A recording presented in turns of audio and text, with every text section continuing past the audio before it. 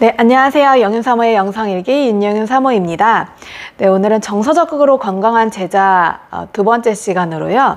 십자가 없는 인기와 성공에 집착하지 마라입니다.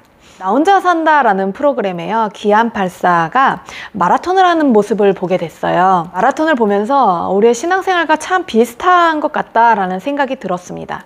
이제 기안84가 이제 뛰는 게 취미래요. 1년 전에 우리나라에서 하는 마라톤을 도전했습니다. 의기양양하게 뛰기 시작해요. 가다가 오르막에 숨이 안 쉬어지기도 하고요. 목이 너무 마르니까 물을 벌컥벌컥 마시다가 복통이 일어나기도 합니다. 반 이상이 지날 때는 발목에 무리가 와요. 그리고 3분의 1을 지날 시점에 도저히 갈 수가 없어서 멈춰서 들어 눕기도 합니다. 그래도 포기하지 않겠다는 일념 하에 일어나서 뛰는데요. 포기하지 못하게 만드는 사람을 봅니다. 시각장애인 할아버지가 자원봉사자와 이 끈을 묶어서 뛰고 있는 거예요. 눈이 보이지 않는데, 그리고 할아버지이신데 뛰고 있어요. 그걸 보며 기안84도 울컥하는 거죠. 포기하지 않겠다는 일념 하에 계속 달리지만 몸에 한계가 오잖아요. 얼굴이 하얗게 질리고 목이 꺾이기 시작해요. 도저히 갈 수 없다는 생각이 들 때 먼저 달리던 사람들이 기안84를 발견하고 자신의 속도를 줄이기 시작합니다. 혼자 가면 갈 수 없다는 걸 아니까 함께 달려주는 거예요. 그리고 결승 지점 몇 미터가 남았을 때부터는 결승 지점에서 기다리고 있던 기안84를 응원하는 팬들과 이 함께 있던 사람들의 할 수 있다라는 그 외침에 정신은 이렇게 반쯤 나가 있지만 결국 가게 만듭니다. 그리고 1년 동안 훈련을 해서요, 뉴욕 마라톤 대회에 도전을 합니다. 계속 훈련을 하면서 마라톤을 4시간 안에 들어올 수 있는 이 몸을 만든 거예요. 그래서 자신감 있게 도전을 하는데요. 이 뉴욕 마라톤 대회는요, 우리가 시차가 있잖아요. 우리가 그러니까 우리나라로 치면 밤을 새서 이렇게 달리는 것과 똑같은 거잖아요. 그러니까 시차 때문에 몸이 더 말을 안 듣습니다. 중간에 몇 번 토하기도 하고요. 제가 봐도 저거는 진짜 못하겠다. 막 얼굴이 너무 질려가지고 병원 가야겠다 싶더라고요. 근데 정말 포기하고 싶을 때 또 한 사람을 만납니다. 다리가 한쪽에 없고 목발을 이 손에 이어서 달리고 있는 한 사람을 보게 돼요.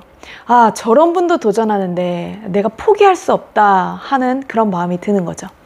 그리고 국적도 다르고 말도 안 통하는데 힘들어하는 기안84를 함께 뛰던 사람들이 챙기고요. 함께 갈 수 있도록 돕습니다. 그리고 뉴욕에서 이 기안84 한 사람 보겠다고 응원하는 수많은 한인들이 응원 피켓을 들고 있는 거예요. 우리가 예수님을 믿으면서 의기양양하게 달리다가 쓰러지는 날도 오고요. 더 이상 못 달리겠다고 주저앉을 때도 옵니다. 그런데 그 시각장애인 할아버지나 그 목발을 연결해 달리는 사람처럼 우리보다 훨씬 더 어려운데 믿음의 경주를 열심히 달리고 있는 신앙의 본보기가 되는 그 훌륭한 분들을 보며 도전받기도 하고요. 그리고 우리가 힘들고 지칠 때 함께 달려주겠다고 자신의 속도를 줄이는 신앙의 가족들이 있습니다. 그리고 무엇보다 우리가 천국에 가까이 갈수록 믿음의 선진들이 우리를 응원하면서 기다리고 있겠죠. 우리가 예수님을 믿는다는 건 어떤 문제가 해결되고 뭐가 잘 되고 부유해지고 이런 것이 아닙니다. 성경에도요, 그런 인물 존재하지 않아요. 다 미성숙한 시기를 지나고요, 힘든 일을 겪고요, 그러다가 하나님을 제대로 만나서 성숙해가는 그 과정을 겪습니다. 우리가 십자가에서 우리가 철저히 죽어지는 그 과정을 겪어요. 때로는 어려움도 있고 고통도 지나가는데요, 그때도 우리는 하나님 손 안에 있어서 하나님을 더 깊이 만나고요, 이 욕심 많고 이기적이고 잘못된 우리의 삶을 하나님께서 교정해 나가십니다. 그런데 세상의 제자도가 교회에 많이 들어와서요, 이 기복신앙과 진짜 신앙을 헷갈리게 만들어 버렸죠. 세상의 제자도는 인기를 얻으라 하지만 예수님의 제자도는 인기를 거부하라 라고 합니다. 예수님은 타인의 인정이나 칭찬을 갈구하는 흔적이 조금이라도 보이는 행위를 금하셨습니다. 큰 교회를 짓든 새로운 사역을 시작하든 재산을 늘리든 기업의 사다리를 오르든 사람들의 주목을 받으려는 그 어떤 시도도 그리스도의 제자들에게는 어울리지 않습니다.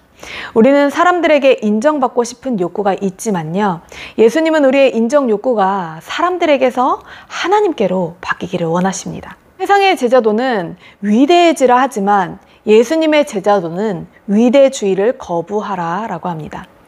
예수님이 우리를 부르시는 길은 위대주의에서 의식적으로 벗어나 작아지고 낮아지는 길입니다. 예수님께서도 사탄에게 시험을 받으실 때 이 위대주의를 거부하셨어요.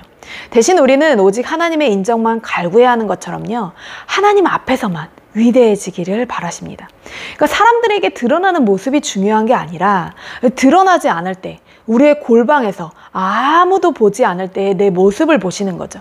그리고 우리의 마음의 중심을 보십니다. 그리고 세상의 제자도는 성공하라고 하지만요, 예수님의 제자도는 성공주의를 거부하라 라고 합니다.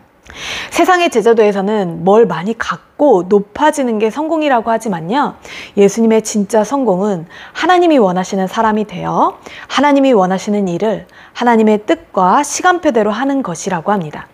그러니까 내 힘으로 하는 게 아니라는 거죠.